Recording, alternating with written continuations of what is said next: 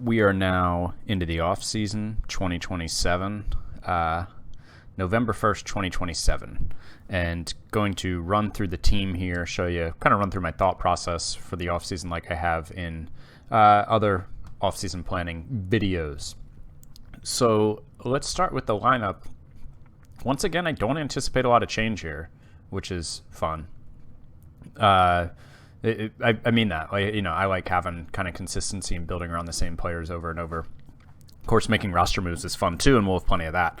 But so Romo will be our catcher. I'm not sure yet about Hedges as DH. I brought in, I can find him here. I brought in Ali Sanchez, a 30-year-old who's a captain who has great catcher ability. He hasn't really gotten much time at the major league level. I brought him in at a trade deadline trade with the Cardinals. At the trade deadline, I went out and I just searched for guys with catcher ability 70 or above and brought some in. This guy was already on their 40-man. In terms of option years, he has one more left, so I could bring in Hedges and have him in the minors again, but he's also he'll be over $500,000 cheaper than Hedges for what I will probably sign Hedges for. So, I mean, Hedges has still been good. He's been a positive WAR player. His WRC plus has been totally acceptable for a backup catcher. He's got the 80 catcher ability. That's kind of hard to let go. Maybe, I might end up bringing him back if I can bring him back for $1 million, and then I'll have catcher depth. I keep thinking he's going to retire one year, and he just hasn't. Just continues to be the backup catcher on the World Series champions. Randolph, obviously, back. And I'll get into some of these contract situations in a minute. Stott is back. Machado is back on the last year of his deal. Adames is back. Soto, Pache, Harbor, all back. DH, it's probably Culbertson's job to lose. He played in 162 plate appearances and had a 153 WRC plus. Yeah, dude, walked in 20% of his plate appearances and struck out in only 6.8. Yeah, I think that's probably his job to lose. So then we'll have, obviously we have the backup catcher and then 3 other spots. So Casey Salk didn't really do much to nail down a spot at his first shot. He's still just 24, but his bat has got to be good because he's not good with the glove anywhere. He's kind of like a super utility hitter who can play a bunch of different places and just come in as a sub. I'd like to give him another chance because he was my first overall pick. So, a little sentimental. We'll see, though. We'll see. Mike Anthony Valdez, same thing. I would love to give him more time, but, my scout isn't as high on him as he was, but still is high on him. He should still be better than he was. But he put up just a 76 WRC plus and 312 plate appearances. So maybe some of you that told me he wasn't going to be that great were right. I still think he could be a solid major league player, possibly a great one, but I have a lot of guys pushing for spots, and I don't know, and he's still got trade value, so we'll see what happens with Mike Anthony. Rock Riggio, I think has done what he needs to do to kind of be a 4th or 5th outfielder. He's now up to, he's already had 869 plate appearances for me. I guess because of the injuries. I didn't really see it played that much. And he put up a 95 WRC plus, so he's a little below average at the bat. He's fine with the glove, a little below average in center. But actually he's got a 0 point. He's got a positive zone rating, but he's good in left, good in right. I think he's a good player, and I think I'll probably keep him around as an outfielder. There are other guys who will make a push for playing time. Jackson McKenzie is just kind of blocked by Culbertson and Randolph, but he's my 6th-round pick from 2023. Had a really good season his first full year at AAA. Maybe he's a guy I need to trade. I don't know. He's really good. I could always trade Randolph to save the money, but I kind of like watching Randolph climb the Phillies home run leaderboard. He's going to crack the top 10 this year. Nasim Nunez is more of like a quad A utility guy, I think. He'll be up and down some. He's a really good fielder. Doesn't do much with the bat. Yada, opposite. Not a great fielder, but a good bat. Tommy DeLandry was really good in his rookie year and then really struggled last year. Not sure what I'll do with him. Nicholas Perez is more of like a utility infielder. He had a great season in AAA, put up 5.7 WAR, 113 WRC plus. I think he'll be knocking on the door for a utility role for sure. And Enrique Bradfield, my 1st-round pick from 2023, really ripped it up at AAA last year, his 2nd year there, but pretty limited playing time because he's up for part of the year, and then he was also hurt. But he's another lefty, and that's the thing. I've got him and Riggio are kind of redundant. They can both play all 3 positions. They're both lefties. Bradfield is the better center fielder, so maybe I should keep him. But I'll probably keep both for this year at least. And then once I'm forced into a decision with them, go from there. Pitching wise, I've got these 6 guys who are capable of being, or not capable, I've got more than that, but these 6 guys who I'm interested in having as starters next year, I think 5 of them will be back. Nola's obviously back. He's got 2 more years left on his deal, I believe. Yeah.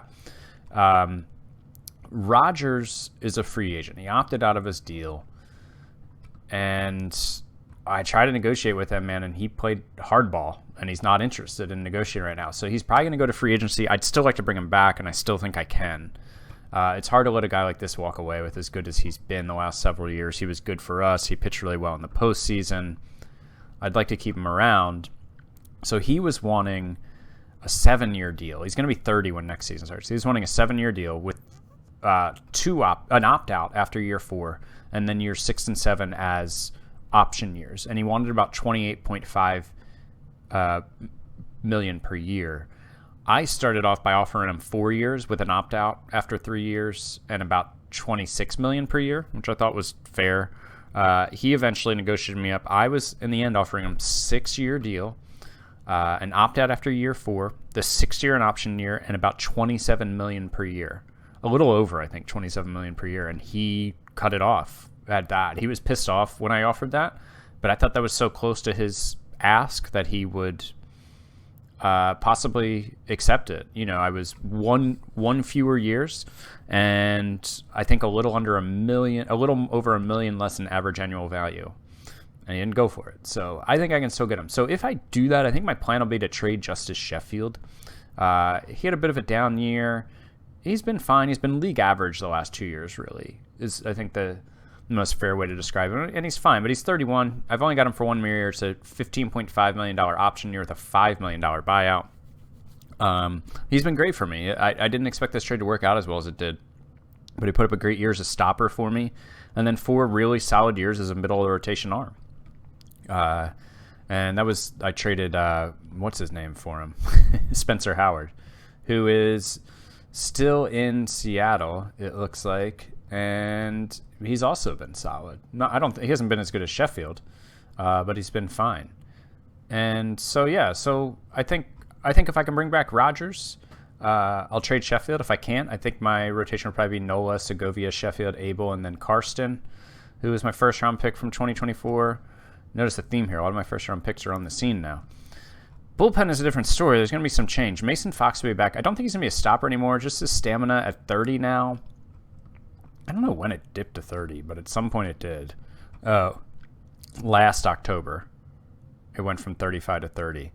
And 35 is kind of the minimum that you want for a stopper. So he'll be back, but I'm not sure what role. I mean, I think he'll be back. He's also, he's in arbitration, and he's getting expensive.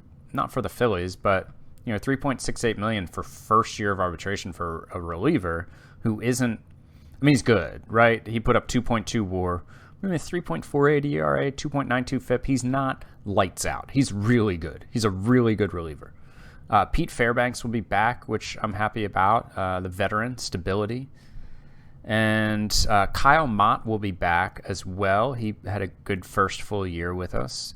I'm thinking about maybe trying him as a stopper with this stuff, these 2 pitches and this stamina. Maybe I could try him as a stopper. I don't like doing that to a guy pre-arbitration because it'll blow up his price getting those saves, but we're the Phillies. We can afford it. Burl Carraway, his stamina is just, his control is just continued to decline. It was a 40. Oh, I guess it's been a 35 for a while now. I didn't realize that. I thought it was a 40. So I think he'll be back, but he's got to have a better year than last year with the home runs. I would like to see him kind of as my second or third lefty. I like to carry 3 lefties in the pen. Definitely not my first. These guys will all kind of be in the running. So these are 4 bullpen arms. So I'll have another 4. I'll have 8 guys in my bullpen. And these are guys who will be in the running for those spots. Of course, I think I'll bring in a really good lefty to be a setup guy. So probably 3 of these guys will make the team. I don't think it'll be Sunloff. I don't think it'll be Reinhardt. I think those are kind of more depth guys, AAA guys. I think some of these younger guys will get the shot. Jason Diaz did not do well when he got in his 20 innings he had, but he's had 2 really solid seasons at AAA in a row. Maybe his stuff plays up more as a reliever. Let's see. That stuff only goes 55 to 60. Kyle Mott's stuff goes from like 60 to a 75 as a reliever. Carter Daniels was good for us last year. I'd like for him to bring down those home runs a bit, but that stuff is dominant. The movement worries me for sure. But with this fastball and changeup, I think he can be a bullpen arm, but he might, if he has bad luck on fly balls, he could have a bad year. Luke Ellis, I think, will be the second lefty with Carraway, and then I'm going to need a third lefty who's really solid. Ellis had a really good year with ERA, really bad with FIP. His BABIP was 191, and his home runs were 2.1 per 9, though. So I'm thinking, the BABIP is going to come down. A home run should come down. He's a ground ball pitcher, doesn't have great movement, but he should have better luck on home runs next year, on fly balls that turn into home runs. And yeah, that's kind of what I'm hoping for with him. I think he'll be in the bullpen. So it's probably looking at Diaz, Carter, and Ellis in the bullpen, and then bringing in a lefty. All these guys I think are gone. Davila, his control continues to drop. He wasn't good. It's really disappointing. He was looking like he was my number one pitching prospect at one point, and then he had a fractured elbow in 2026, and when he came back, his control has just gone in the tank. His potential's gone in the tank. So we're going to move on from him. Taylor Rogers, he's not good enough to be my number one lefty in the pen. Zach Pop, I just don't think I need to pay that kind of money to, even though he did put up a 1.26 ERA for me. He's been really solid since he came over from Miami, which is now San Antonio, but I don't know that I feel I need to pay him $6 million per year. Same thing with Taylor Hearn, good pitcher, and he could be that dominant lefty, but I'd like to find a cheaper alternative than 4 years, $12.5 million to a 33-year-old. Maybe I'll double back and see what he's asking for in free agency, but he's certainly a candidate. But I might go the trade route. And just in terms of some of the contracts that I was talking about, so Nola's got 2 more years left. Of course, this hasn't clicked over to the next year. Soto has an opt-out for 3 more years. Harper has 4 more years left. Adames, 2 more years and then a player option. Manny, last year of his deal, and so he's going to be 36 next July, and he wants a mere 4 years, $118 million deal. Man, Manny, I don't know, dude. I don't know about this. We'll see. I'm not going to sign that. I'm not in a rush to re-sign him. We talked about the Sheffield deal. Randolph, I settled outside arbitration, $13.2 million. He's got another year team control after that. Same thing with Segovia. I already signed him $12 million. He's got 1 more year team control. Stott, $8.5 million, 1 more year team control. Randolph, he'll be 31, 32. I've got other good first basemen. I don't see investing $20+ million a year in like a 32-year-old first baseman. Segovia will hopefully not require like an 8-year deal given his fragile injury history. Although, he hasn't had a long-term injury. He had elbow inflammation in 2026, some day-to-day injuries. Then he had an oblique strain twice in 2024. He tore his elbow ligament in 2023 and a shoulder injury in 2022, but he hasn't missed more than a couple weeks since 2023. So maybe it's time to believe the injury history more than the injury proneness. I mentioned Mason Fox and some other guys coming up to arbitration. Drew Romo is going to hit arbitration. A bunch of guys will hit arbitration, but no one I don't think that's going to be crazy expensive at this point. Obviously, some guys might have breakout years like we eventually got to with Stott and Segovia and Randolph. But I think that's kind of the team. So, I think I can build my bench from within. I think I can, I don't know who will be out of these guys, who will be, I think Culbertson will be in, and Riggio will be in, but then who will be the backup infielders and outfielders? I'm not sure beyond that. Pitching, it'll come down to whether Rogers or Sheffield is back. And bullpen wise, I think I'll go out and get a lefty. Other than that, I don't think we're going to do that. We got money to spend.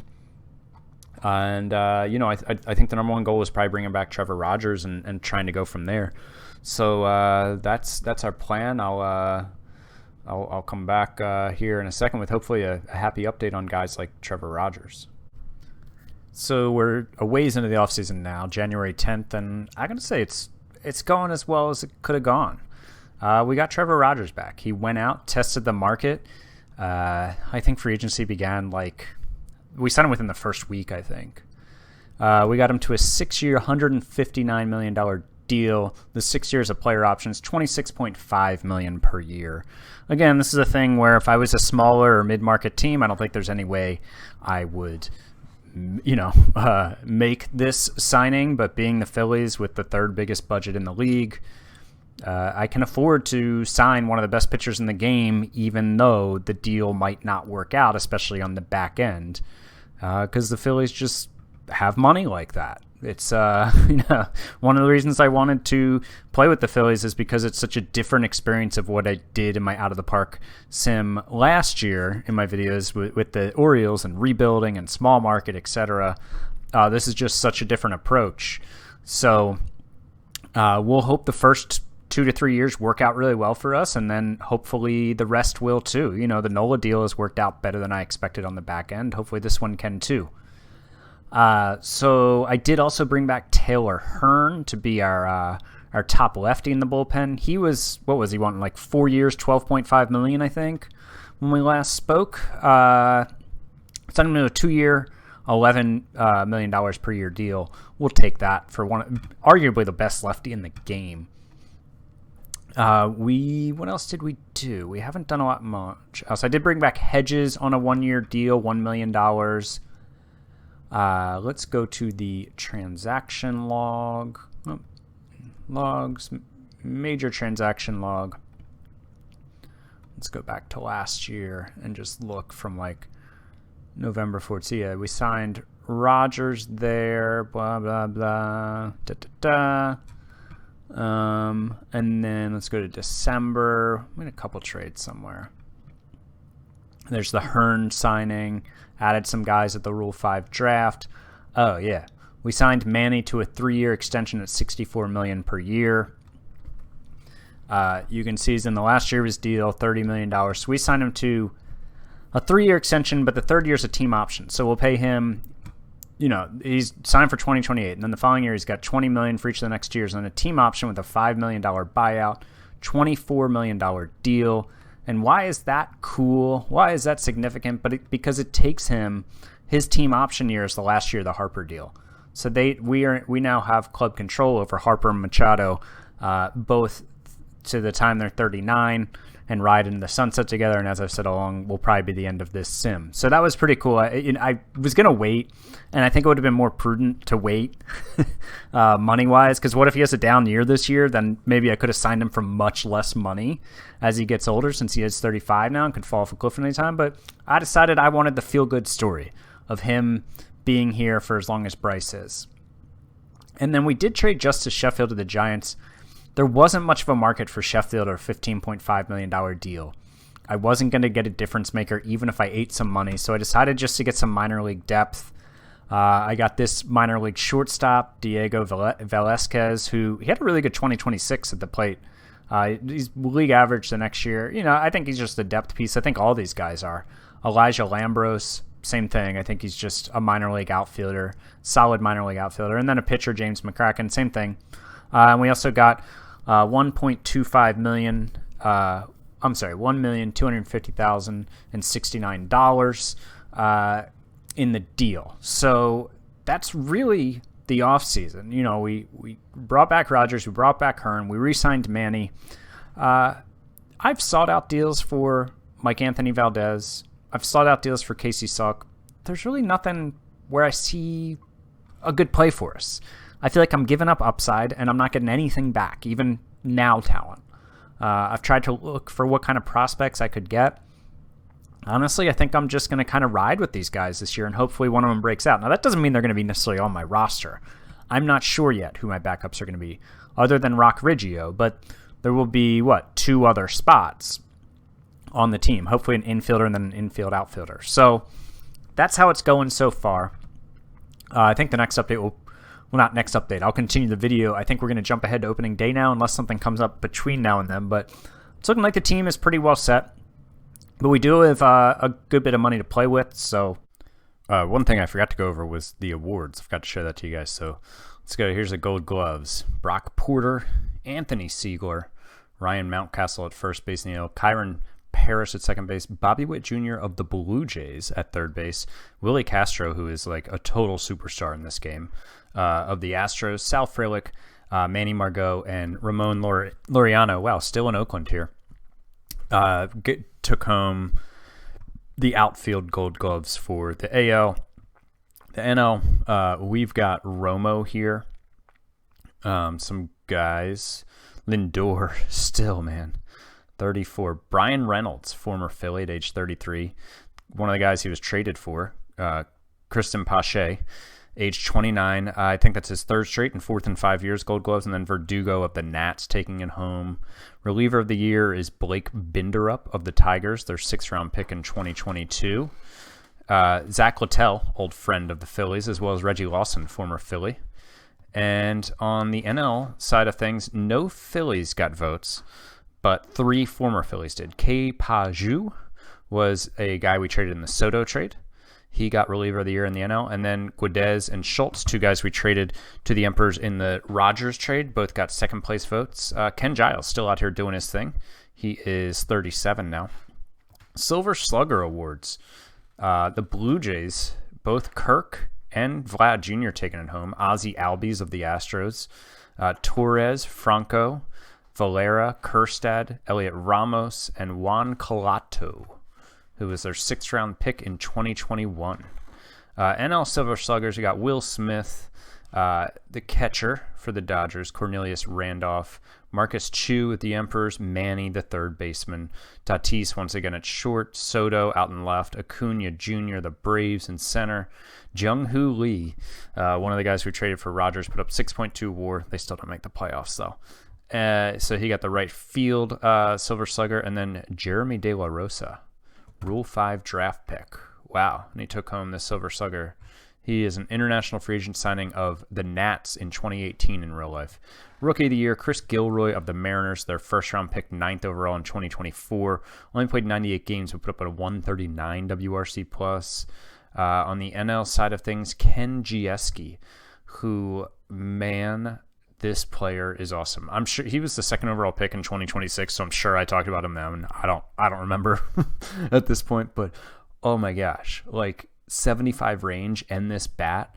Oh, I'd love to have this player. I'm not gonna do it, but I mean, like, I doubt there's really anything I could even give them just for fun. Let's just see, like, is there one player they'd take? Well, they have $48,000 in budget room, so there's not gonna be anything they'll take because they can't like, what if I was like, okay, I want to give you Juan Soto and Bryce Harper, and I'm going to, Harper's gonna do his 10-5. I'm going to give you Soto, and I'm going to eat 100% of his money. What would they say? You must be joking. Let's see, make this work now. Any prospect we could add? No. What if we added Cornelius Randolph, and we ate 100% of his deal? Really, this must be a joke. Okay, let's also add Trevor Rogers and eat 100% of his deal. Oh, Trevor Rogers exercising his no-trade clause. Aaron Nola? Nope, 10-5. Segovia. Let's see what they say now. It's an insult. There's no one player I can add to the deal. It's amazing. Yeah. Anyways, I thought that'd be fun. But so Ken Giesky, not yeah, I wouldn't be giving him up for anything either. So Giesky won the NL Rookie of the Year, got all the first place votes. He put up 6.1 WAR, 132 WRC+. He's 24. He's going to be one of the best players in the majors for like a decade probably, unless he falls off a cliff unexpectedly. Cora, Manager of the Year in the AL. Girardi, once again in the NL. Cy Young in the AL goes to Emerson Hancock. Is that his second Cy? Yeah, that's 2 years in a row that he's won the Cy. Not quite as good this year in terms of WAR, but better in terms of our WAR. Led the league in strikeouts again. He's a beast. And he's also 1 year away from free agency. I think this was his last arbitration award, was his $23.4 million. He's upset about something. Transactions. Wonder what they did to upset him. Maybe because he went to arbitration? I don't know. Aaron Nola took it home again, man. 24 first place votes. So he's won it in 23, 25, and 27. So he's like the Giants, except he's an odd year Cy Young winner. And so he put up the 4 WAR and the 6 R WAR taken home. Second place was Trevor Rogers. Luis Castillo got some votes. Giolito, Segovia getting 38 second place votes. But all the first place votes going to Nola or Rogers. AL MVP Willie Castro putting up a monster 7.2 WAR in his first season in Houston. And second place went to Wander Franco. We got some other dudes like Vlad Jr., Tristan Casas, Torres, Kirk, all getting votes. Khalil Watson. NL MVP goes to Ronald Acuna Jr. of the Braves. You can see he's wearing a Twins hat here. More on that in a second. Tatis got some votes. Manny was our top vote getter. He came in, sixth place with 166 points, or second place votes, I guess. I don't know. No, not second place votes, but yeah. So Manny got some votes. Randolph got some votes. Soto got some votes. And Nola got a few votes. So those are the awards.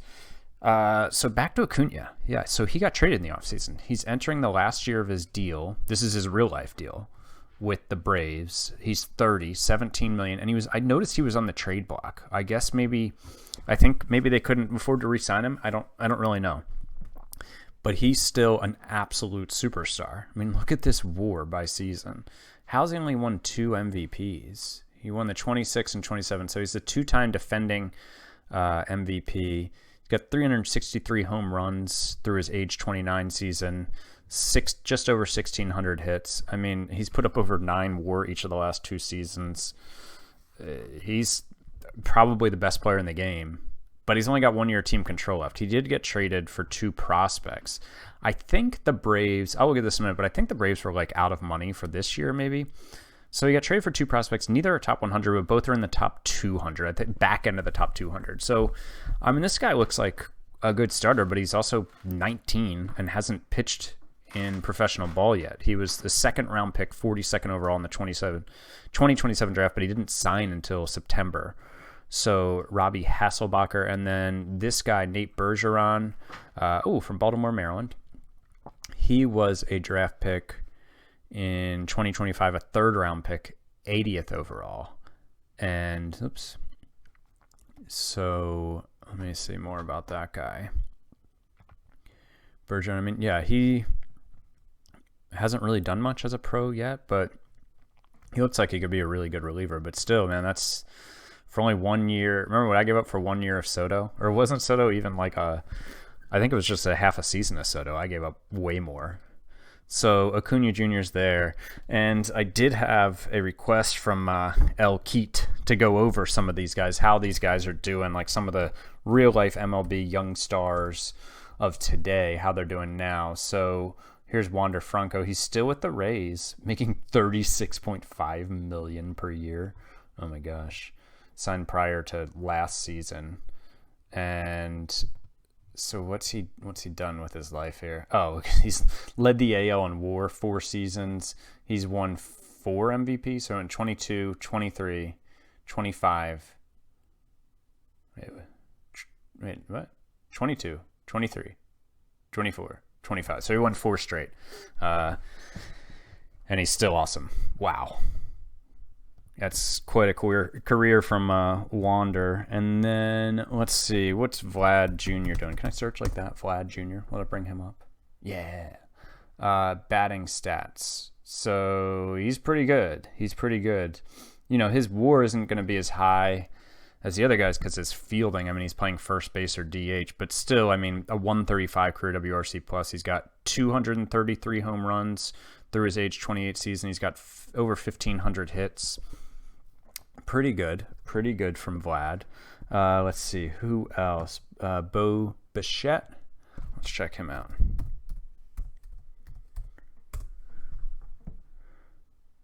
Bo Bichette is on the Rangers now. He was signed as a free agent. He signed a 6-year, $132 million deal, and he's been there for 2 years. He's been very good. I mean, he had a 5.6 WAR season, so his 162 game average is 4 WAR. So he's a star player, not like a superstar MVP candidate, but he's good. Let's check the current number 1 prospect in real life baseball, Adley Rutschman. So Adley is 29, And yeah, 162 game average. Obviously, he's a catcher, so he's only paying like 130, but it's 5 WAR, so that's really good. 115 WRC plus from your catcher. I mean, if you have a catcher who's even league average, that's awesome. So Adley's had a good career so far. And Gavin Lux. Let's check him too. Probably doing better here than his trajectory is in real life now at this point. He's been a bit of a disappointment the last couple seasons as he's gotten a shot. So here, let's just go to MLB. So he's a very good player. He's been hurt a couple times. He put up 4 WAR in 113 games. But he's got a 120 career WRC plus. I mean, he's not like an MVP candidate either, but he's made the All-Star game 3 times, so he's a very good player. And just one thing that I like to check too is go to statistics and then go to sortable and let's go to all batters, the good stuff, and then make the time frame career. See if anybody's closing on any milestones or anything. Oh, so Manny and Trout could both reach 500 home runs this season. Harper is going to take some more work to get there. How about anybody closing on a hit milestone? Oh, Altuve, he's still playing? He's 37. Oh, and he's really, really tailed off. I don't know if he's going to get there to 3,000. I don't know if he has almost 300 more hits in him. But Manny, if he plays out his contract, maybe he could get it. I mean, Trout is only how old? He's 36. So yeah, I don't think he's going to get to 3,000 hits, which is kind of crazy. Why is he? Oh, he's missed some time every season. 114. Then he played a full season. Then 127, 112, 125. Then 141 and 142. So yeah, he's missed a decent amount of time. 7 WAR is his 162 game average though. He has 481 career home runs, 2194. So I mean, he'll get to 2,500 hits for sure. But I don't know that he's going to get. I mean, not for sure, but I don't know that he's going to get to 3,000 hits. So yeah, all right. So let's jump ahead to opening day now. Hopefully that was a fun little detour for you guys. And yeah, let's check out what the 2028 Phils are going to look like. Okay, opening day, April 6, 2028. Your Phillies predicted to win 110 games, 14 better than the next best in the NL, Padres, Giants, and Nats. Dodgers predicted to fall off a little. And so we are predicted to have the best offense in the NL with 887 runs. Look like the next best is 827, the Pirates. Interesting. ERA 3.67 would be third behind the Padres and the Giants. And best hitters, we've got Bellinger, Martin Grudzielanek of Pittsburgh, Cornelius Randolph, Yoan Moncada, Garcia, Tatis, Chu, Lux, our boy Gieske, and then Manny Machado. Pitchers, we've got, San Francisco had 3 pitchers, including Justice Sheffield, who we dealt to them. And we've got Trevor Rogers and Aaron Nola up here. Sixto Sanchez makes it. Christian Hernandez, who we dealt in the Manny trade, is up here. And let's see. AL side of things. Orioles predicted to fall just a game short of the postseason. But Red Sox, Angels, Astros, Mariners, top hitters. Acuna Jr. of the Twins, Franco, Vaughn, Julio Rodriguez, who signed with the Red Sox in the offseason, Vlad, Trout. Man, just all very recognizable names except this guy. Steven Rudich. We'll go with Rudich. First-round pick in 2023. Mackenzie Gore over here. He just signed with Seattle. Emerson Hancock. Nate Pearson of Cleveland. So that's that. Let's take a look at the team. No major changes here. Romo, Randolph, Stott, Machado, Adame, Soto, Pache, Harper, and then Colbert's in the DH. The 3 bench bats, we've got Hedges as our backup catcher, and the 3 bench bats. I went with Nasim Nunez as my utility infielder. He was up for us last year, 173 plate appearances, 331 plate appearances a year before. You know, I think he's just kind of a useful utility infielder. I have multiple young guys knocking on the door who I'm just going to let them battle it out in AAA, and if one of them steps up, and Nunez is just kind of doing okay again, I'll option and give that playing time to another guy. So I did, Mike Anthony Valdez is on the team again, and I'm just going to run him out there and give him another shot. With his pedigree, former number 4 overall prospect, former number 1 overall pick. He is 27. This is kind of a make or break year for him. And you can see he's going to play like every 10th game at DH, every 15th game at third, every 20th game at second, every 15th game at first, and then more often against lefties because he's a righty. In general, I don't know. I think he'll end up probably playing in 30 to 40% of the games. And then we have Rock Riggio, of course, our 5th round pick from 2021, who has turned into a solid backup outfielder for us. We have an extra hitter here because it's a two-way player who will primarily be as a pitcher, Drew Gray. So Drew is my 2nd round pick from 2024. I'd have to go back and watch the draft, but I think I did overrule my scout and picked him. He's been a very good hitter, but scouting-wise, he's not predicted to be as much hitter. I'll give him some time as a hitter this year, but he'll primarily be a reliever. He was just dominant in spring training as he battled it with other guys for the last lefty spot in the bullpen, and I'm going to give it to him. And he's going to get some at bats as like a pinch hitter and a backup outfielder, but probably not primarily unless he really breaks out. Pitching side of things, rotation as expected: Nola, Rogers, Segovia, Abel, and then Karsten, our 1st round pick, 29th overall from 2024. We're going to give the stopper role to Kyle Mott since Mason Fox's stamina has dipped. Mott could be a starter. He's just a 60 Stuff at starter. His Stuff jumps up 15 points. I mean, that's really solid. He was solid for us last year in the pen with 3.03 ERA, 3.19 FIP. So we got Fox and Hearn as our setup guys, and Pete Fairbanks in middle relief. Caraway, his control jumped back up to 40 according to my scout, so that's good to see. OSA doesn't agree, but hopefully he can have better control. And then, of course, Drew Gray. Carter Daniels went to see a guru over the offseason. We'll see how that works out for him. He was good for us last year in 37 innings. And then Jason Diaz, who had an excellent spring, a 1.12 ERA, I think across 16 innings as a starter. He's a guy who's been solid in AAA for 2 straight years, 4th round pick from 2023. He was not good in 29 innings for us last year, but he'll get a shot in long relief. But there are other guys on the 40-man who will be interesting to keep an eye on. We've got, come on now, Luke Ellis lost out on that last lefty spot to Drew Gray, but he's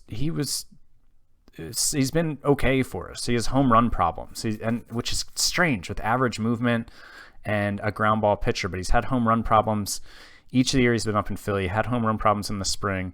17th round pick from 2021. He's just 25 years and a nice 69 days old. He's still got time to figure out, and he could be up. If anybody gets hurt or one of those lefty falters, he's up. Josh Ward is a new name. This is our number 1 starter in AAA. I think he could be a piece in our major league rotation soon. He's 25. He was the 5th overall pick in 2025, and we traded Casey Salk for him. Salk, of course, our 1st round pick in 2021, my first ever pick as Phillies GM. So Salk, love the way the back button works. So Salk I think he's a solid bat, and he'll probably mash considering he's going to be in Colorado, but he just doesn't have a defensive home, and I have too many infielders who can field and also hit fine. So that's the story on Salk and where he went. Hector Davila, who was our number 1 pitching prospect and top 100 prospect before an elbow injury about a year and a half ago, and his control was just tanked. I tried to trade him away. Nobody was interested. Probably not much hope for him at this point. Sunloff and Reinhardt are both good depth arms in our minor leagues who will come up when we need fresh arms or injuries. Ali Sanchez will be in the minors this year while we give Austin Hedges another run as our backup. This is, I believe he's out of option years after this. Yeah, so I think this will be Hedges last year with us, and Sanchez will come in as our backup catcher next.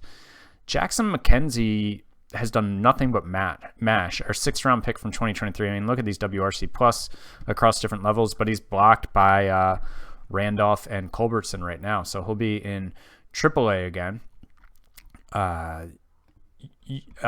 Yoshimitsu Yada is a guy we signed as a minor league free agent in 2024, and he was good for us when he came up. He's a little limited defensively, but he's a good backup guy to have in our organization. Antonio Anderson was our 2nd round pick from 2023.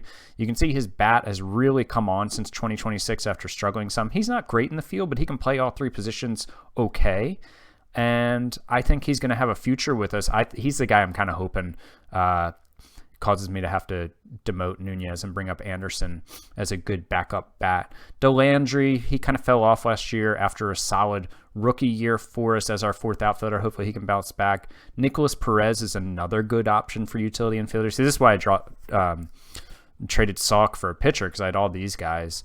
He had a really good year in AAA last year with a 113 WRC plus and 3.6 WAR. And then we've got, of course, Enrique Bradfield, our first-round pick from 2023. He's ready for the majors, but just no room for him right now. He'll be up if there's an injury, and we'll play center field. Espino, our minor league free agent signing from 2021 that came out of nowhere. He's now 26, so he's no longer eligible to be a top prospect, but he's been a top prospect each of the last few years. He did really well in AA last year. He'll start the year in AAA. I don't know that he really has a future with us other than maybe a bench bat, but he can't really field all that well, so I don't know. He'd probably a trade chip at some point. Our minor league system is 6th overall. Of course, I'll go into the prospects much deeper at the draft episode, but we've got Danny San Miguel, our international free agent signing from 2024. I'm going to put him to AA. He didn't rip it up in high A with an 89 WRC plus, but I think he's ready for it. I think my scout thinks he's ready for it. He's just 21. He's coming, and he's going to be a monster when he gets here. Other top 100s, we've got Cesar Paredes, who was 2026 international free agent signing. He'll be in rookie ball again. Culbertson is number 38. Caleb Ford still trying to reach that pedigree. 75 infield range. I think he could be a major league player just based off of that. But his bat just hasn't come alive yet. I might bump him up to AAA. I'm not sure. And then, so that's it for the top 100s. Other infielders we have, like I was talking about, we have Shinoda, who looks really good with a 70 infield range. He'll be in AAA. This is some of the reason I'm not promoting Ford, because I'm not sure there's room for him. Pantoja, our first-round pick from 2025, just a beast of a fielder, and his bat has come along enough. And hopefully he can have a good season at AAA for us and then be knocking on the door for the Major League roster. So, yeah, so that's the season as it looks going into it. We have plenty of money to bring in. Oops, wrong tab. We have plenty of money to bring in guys if we need to during the season. Our fan loyalty is now extreme. Our market size is huge. 3 straight World Series will do that for you. So here we go. 2028 Phillies. Here we come, trying to make it 4 straight. Thanks for watching, guys. I will talk to you in the next video.